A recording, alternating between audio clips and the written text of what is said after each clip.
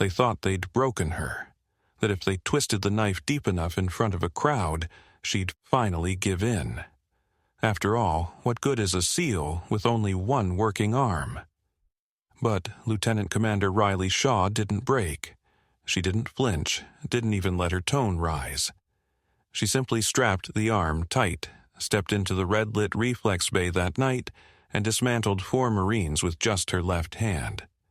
Before we show what really went down, how one SEAL reminded an entire base what discipline actually looks like, make sure you're subscribed with the bell icon on. Drop a comment with where in the world you're watching from, and stay here, because this story isn't about pain, it's about precision. And the moment discipline struck back, the rubber soles began to squeak across the polished composite floor. That sound, the sharp echo heard in every combat bay on every base, bounced off the walls of Redwater Joint Command's training hall like always. Fluorescent lights buzzed overhead. The faint mix of disinfectant and old sweat hung in the air. Lieutenant Commander Riley Shaw stood at the front of the formation. 30 mixed-branch recruits, half Marines, half SEALs, waited in silence.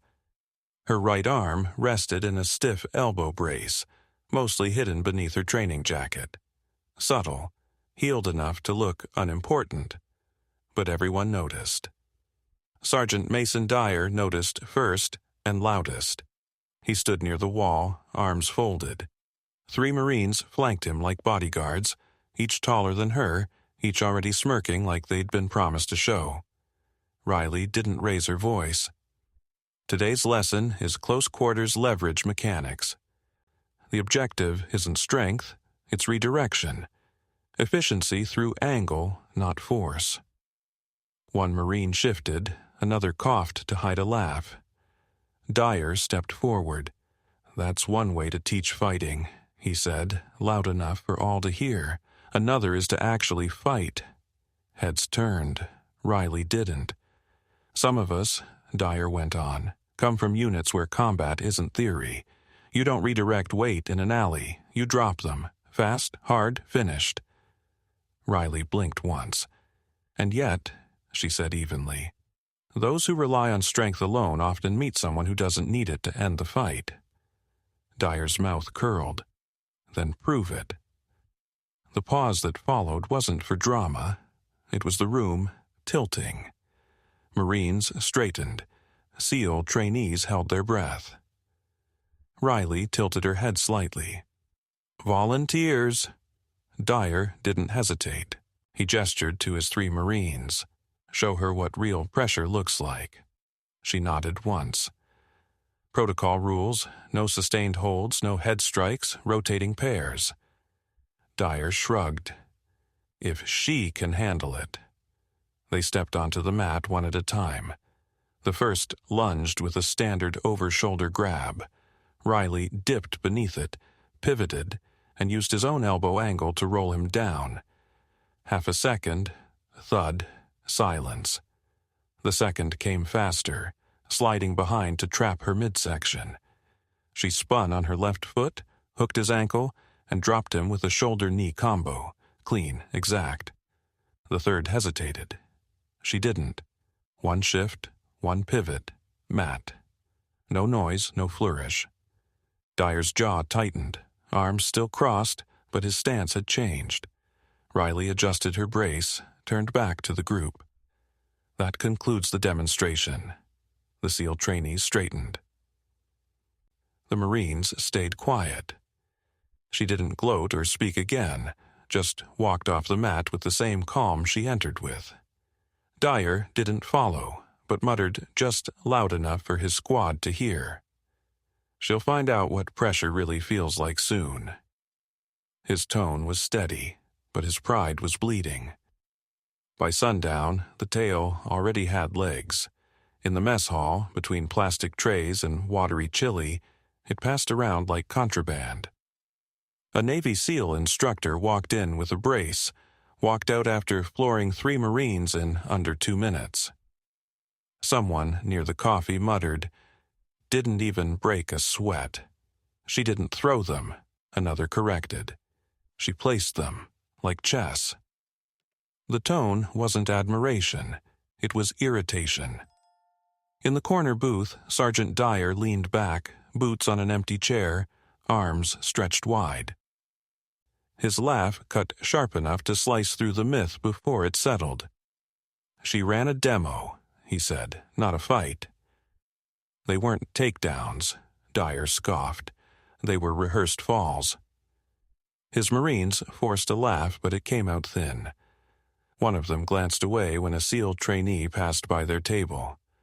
Private Bahan idly tapped his fork against the tray. "She teaches combat like it's a yoga class, all breathing and flowcharts."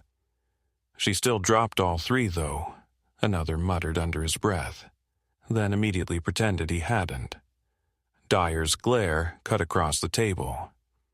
"You think she could pull that off under real pressure? Full contact, no safety clause?" He didn't wait for a reply. "She's brittle," he declared, pushing back from the chair, walking around with that half-healed arm like it makes her some kind of martyr. If it weren't for protocol limits, she'd be out cold.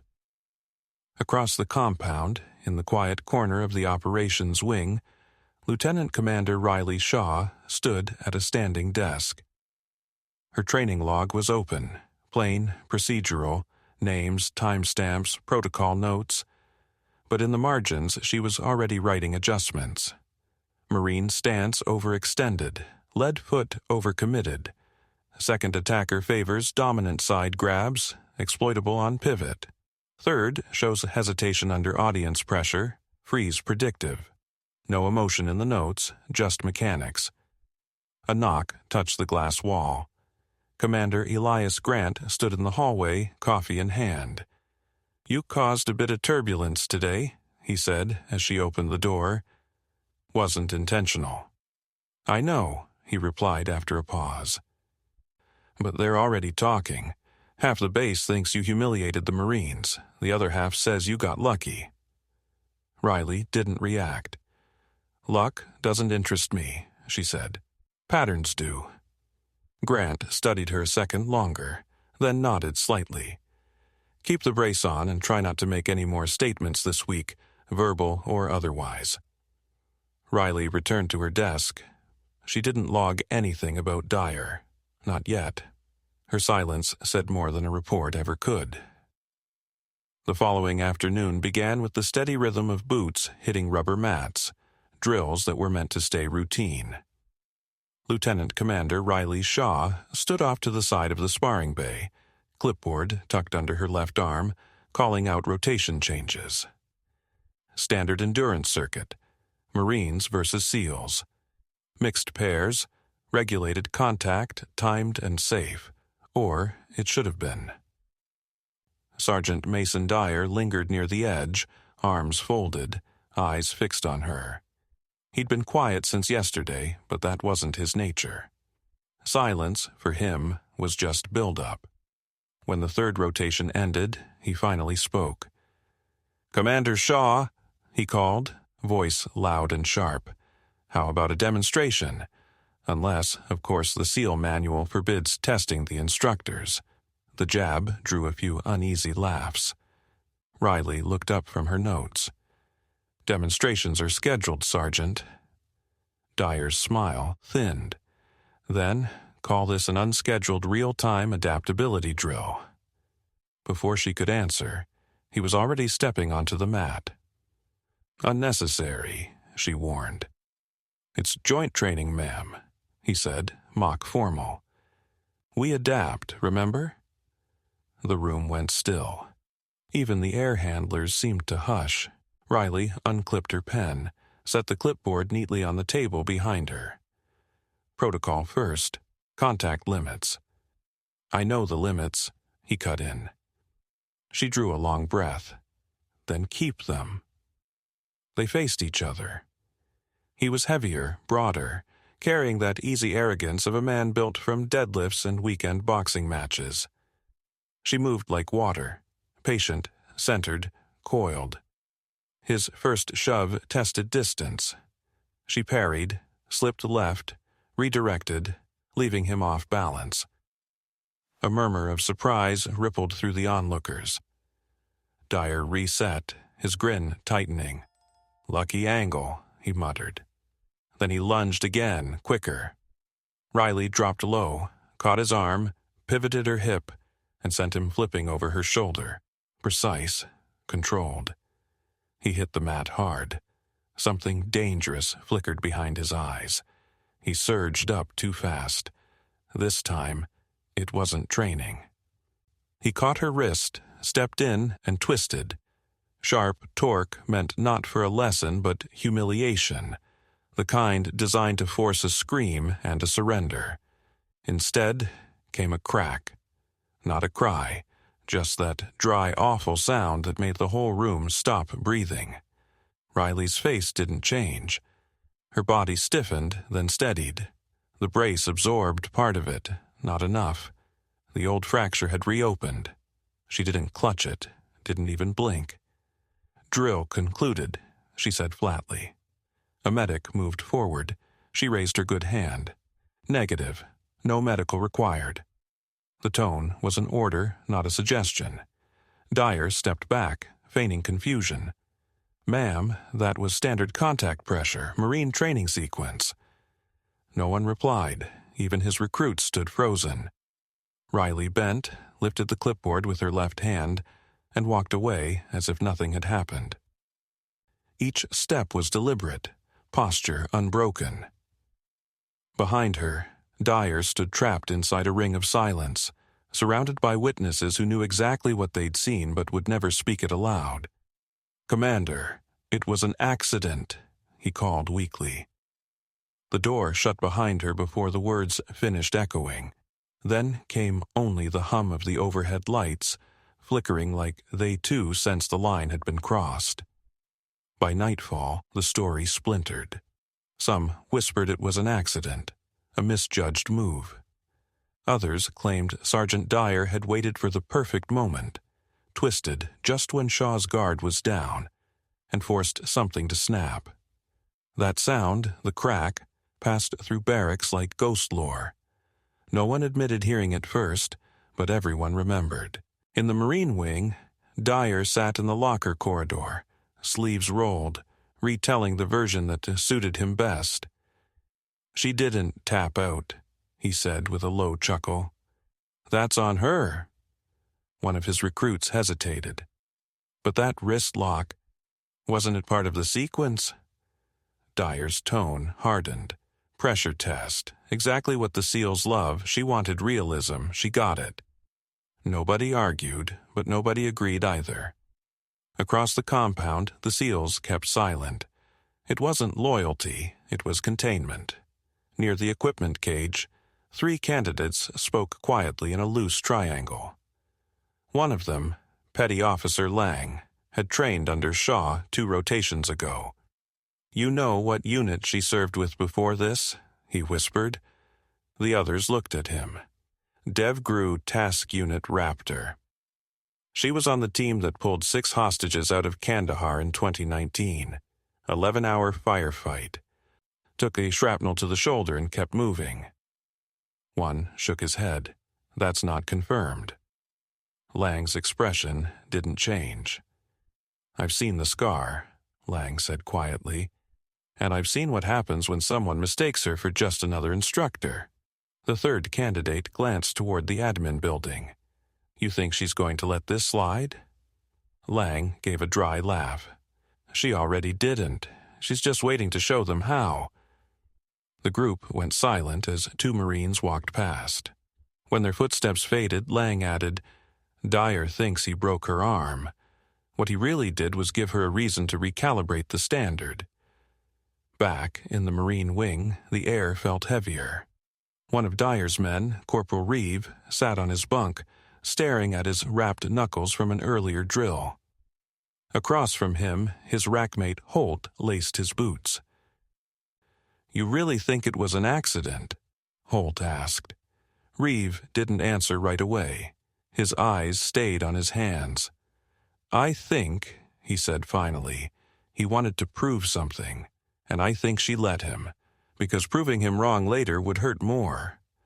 Holt tied off his laces. You sound like you're on her side now. Reeve stood.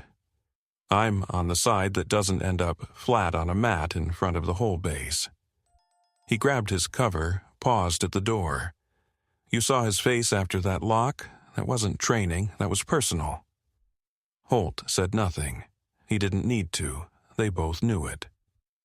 Lieutenant Commander Riley Shaw didn't go to medical, didn't file a complaint, didn't even return to her quarters.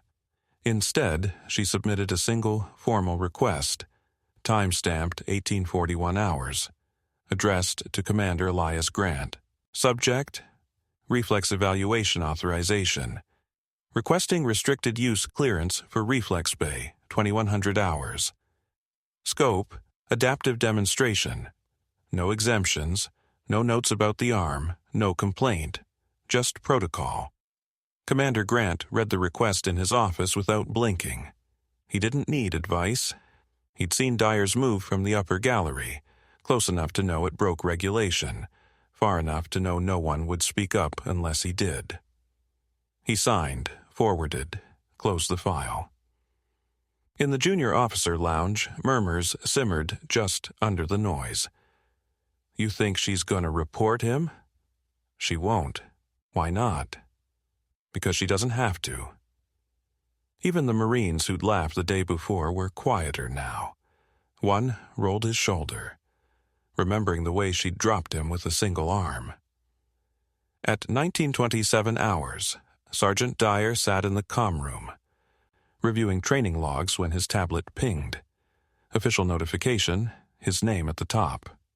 Reflex evaluation, mandatory participation. Time: 2100 hours. Location: Reflex Bay. Instructor: LCDR Shaw. He read it twice, then laughed once. Short, sharp, but even he could hear it didn't sound right.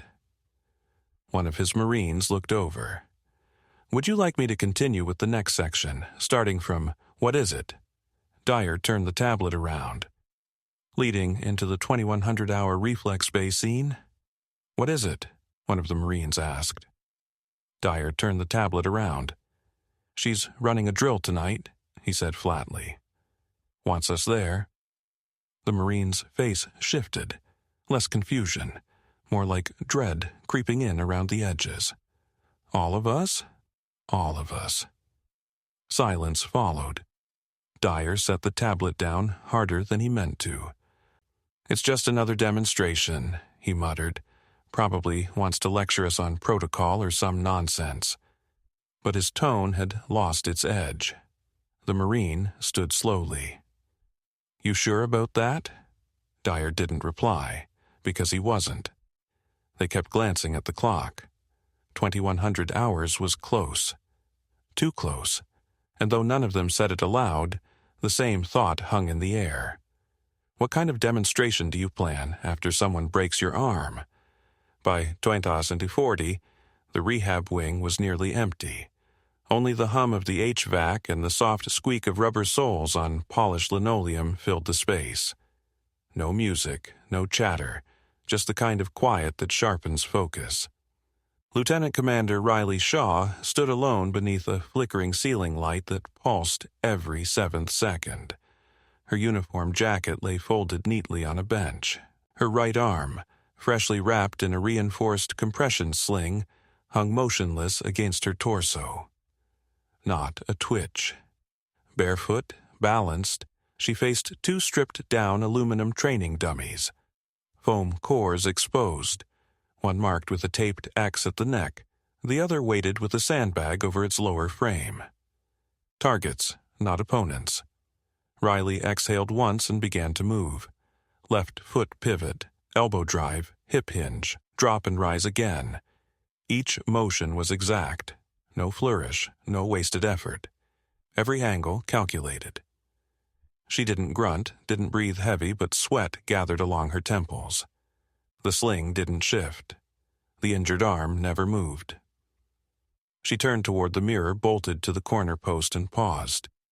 Her reflection showed a new balance. Her left side now fluid, dominant, where it hadn't been weeks earlier. Not luck, not accident. Memory flickered for a moment. Week 6 of cold surf drills. Her right hand too swollen to clench, an instructor crouched beside her, voice low over the crash of waves. Your body doesn't decide what works. Command does, comfort's irrelevant, clarity is everything. Back in the present, Riley whispered the words softly, not for motivation but calibration. Clarity does.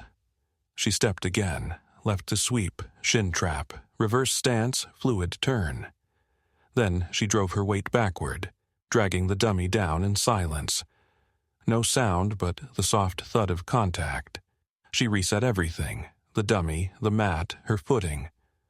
Then crossed to the bench, opened her field log, and wrote a final line beneath 2 existing entries. Reflex demonstration. Time, 2100.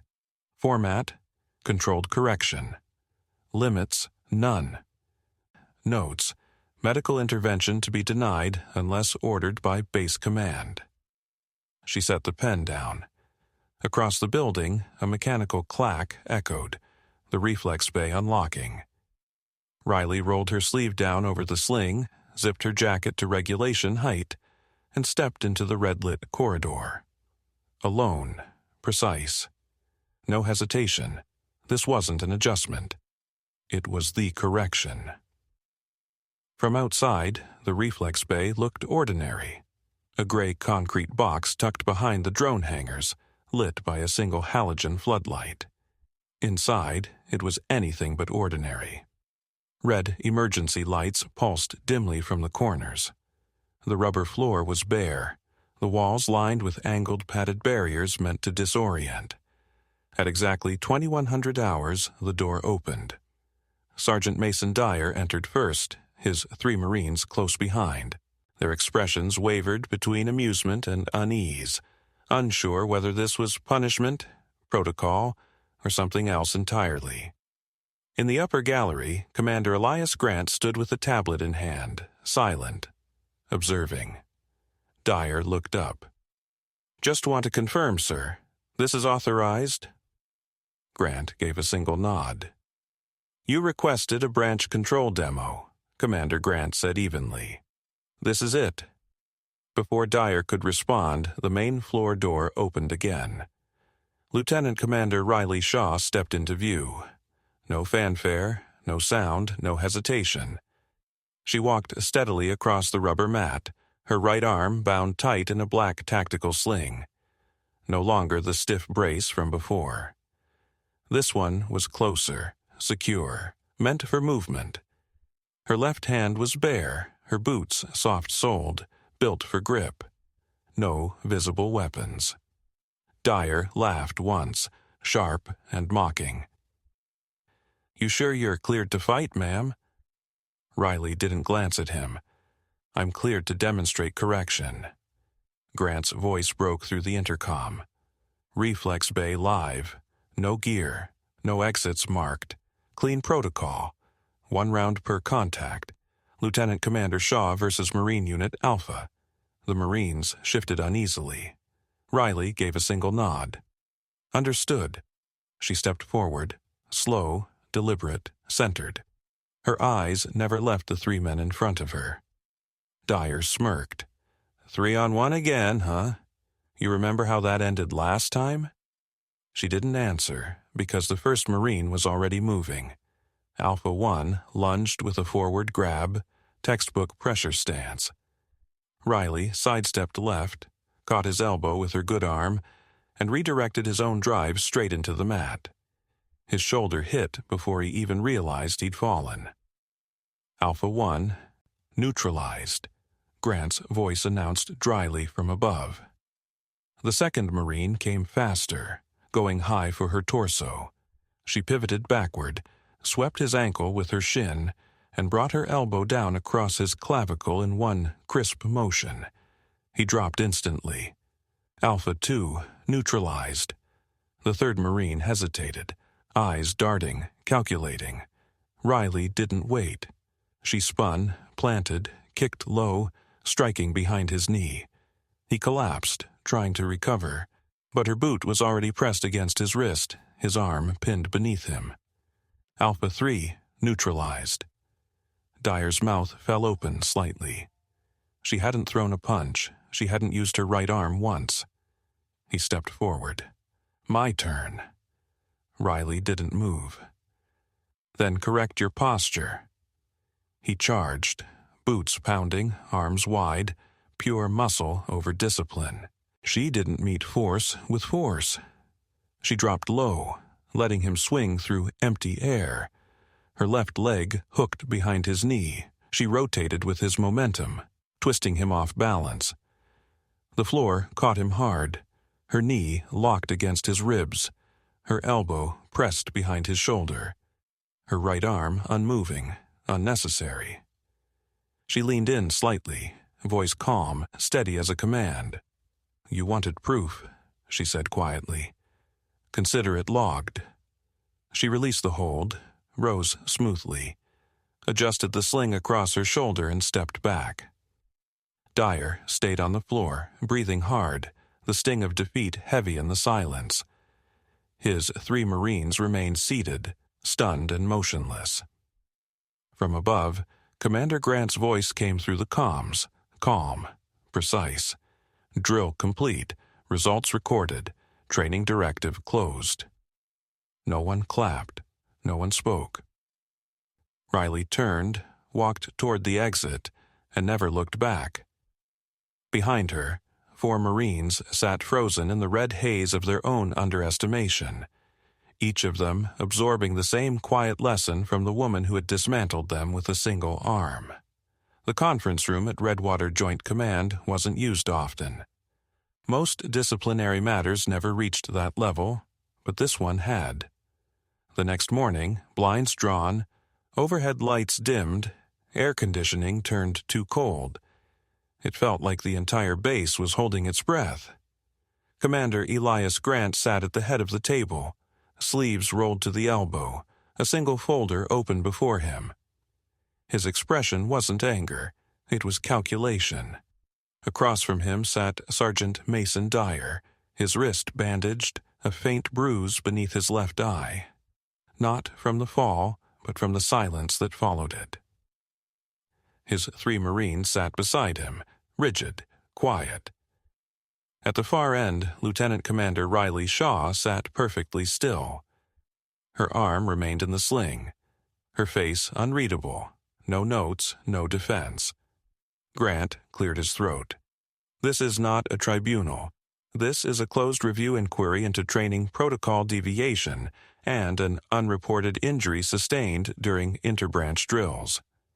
He tapped the folder. Medical submitted its findings this morning. Dyer shifted. Sir, I already stated. Grant lifted a hand. You said it was standard contact pressure. I'm aware. Medical disagrees. He opened the folder, reading aloud. Fracture line consistent with torque beyond regulation thresholds. Damage pattern indicative of rotational leverage, not incidental contact. Injury not survivable by bracing alone. Dyer's mouth opened, then closed. Grant continued, voice measured. The break angle matches a maneuver banned under Clause 12B of the Interbranch Combat Code. You signed that clause. So did every man on that mat. Silence. Dyer looked toward his Marines, but none met his gaze. Grant turned to Riley. Lieutenant Commander Shaw, did you report this? No, sir. Why not? Because it didn't require attention, it required adjustment. Grant nodded slowly. So, you scheduled a corrective drill. She didn't respond. She didn't need to. Grant looked back at Dyer. The problem isn't the injury, it's the intent. You used a banned maneuver, justified it under protocol, and only stopped when the floor stopped you. He closed the file. Effective immediately, you're suspended from instructional duties. A formal reprimand will be filed with both branch liaisons. This base no longer recognizes your authority to lead joint operations. Dyer's jaw flexed, but he said nothing. The air in the room was too heavy for excuses. Now Grant turned to Riley. You'll receive a commendation for adaptive tactical control under duress. Your drill log has already been forwarded to Command North for review." Riley inclined her head slightly. "No commendation required. Just forward the next roster." Grant allowed the faintest hint of a smile. "You just reminded this base what control really looks like," Grant said quietly. Riley didn't answer. Across the table, Dyer stared down at his lap, hands folded, jaw tight. One of his Marines shifted uneasily, shame heavy in the air. Grant rose from his chair. "This session is closed." No one moved at first. Then chairs scraped softly against the floor. As they filed out, Riley stood last, silent, composed. Her presence didn't carry weight. It was weight. The door opened, letting a strip of white light cut across the floor. She stepped through without hesitation, without ceremony.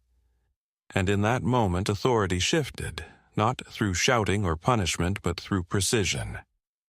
The corridor outside the tribunal was colder than usual.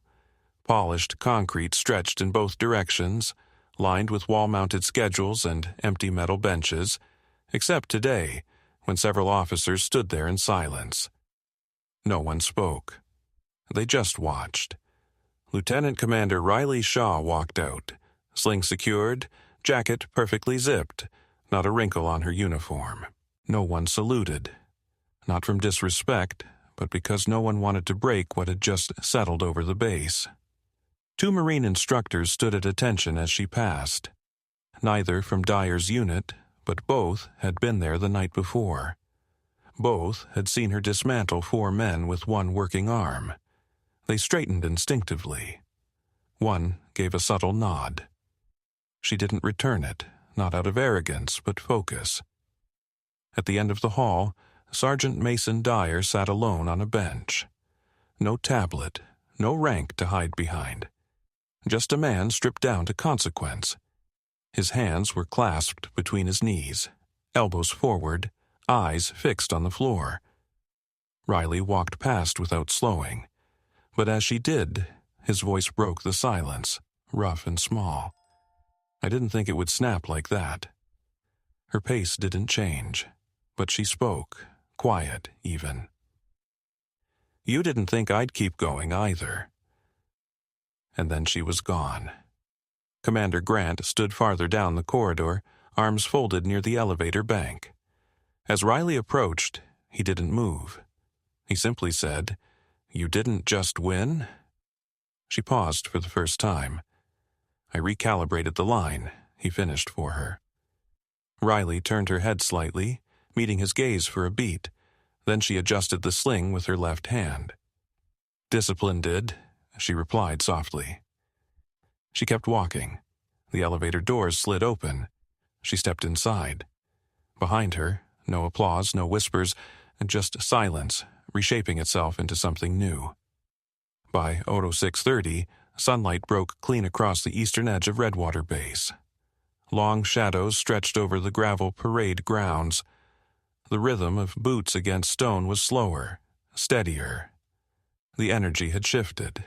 Less noise, fewer jokes. The kind of quiet that comes after something fundamental has been corrected. Lieutenant Commander Riley Shaw walked the outer perimeter trail alone. Same posture as always. Back straight, eyes forward, hands folded behind her lower back. No medals, no escort, just presence. Those who passed her, especially those who had seen what happened, stood a little taller. Not from fear, but from respect. A young Marine, new to the base, offered a small nod from the opposite path. Riley didn't slow, but returned the gesture with the faintest glance, one that said, "You're learning." From the barracks walkway, Petty Officer Lang caught up, matching her stride. "Morning, Commander." "Lang." He gestured back toward the chow hall. "Quiet morning. Even the officers are keeping it low." "They'll find their voices again," she said evenly. "Hopefully, they'll use them better next time." Lang smirked. "Guess they finally learned the first rule. She looked sideways. "Which one?" He smiled wider. "Never touch a seal." Riley didn't laugh, but a faint breath through her nose hinted at the ghost of one. They walked in silence until Lang peeled off near the West Range. Riley continued alone toward the central admin block. Inside, Captain Brick sat on a bench near the personnel gate, duffel bag at his feet. Still in uniform, but already dismissed in everything but name. His eyes didn't lift as she passed. Shoulders slumped. He looked like a man who finally understood the cost of arrogance. Riley said nothing. No judgment, no glance, no final word. He didn't deserve one. Outside the instructor wing, 2 new candidates walked by, fresh officers, recently cleared for joint training. They didn't know the story, not yet, but when Riley passed, they went quiet, noticing how the silence seemed to follow her like gravity. She entered the staff hallway, paused at the roster board, and crossed off the morning's field module with a single stroke. Done. No lecture, no demonstration, just the quiet efficiency of someone who had already taught enough. Across the base, conversations carried differently. Not hushed out of fear, but thoughtful, measured. Because now everyone understood. Discipline isn't passivity. It's knowing precisely when to act, and never needing to prove it twice. Would you keep fighting if someone broke your arm mid-mission? Does discipline strike harder than revenge when everyone's watching? Drop your thoughts in the comments. I read everyone. If this story reminded you what true strength looks like, hit that like button and subscribe with the bell icon on, so you don't miss the next mission. And share this video with someone who still thinks silence means surrender. Our next operation's already on your screen. Go watch it now. This is Major Tom's Tales.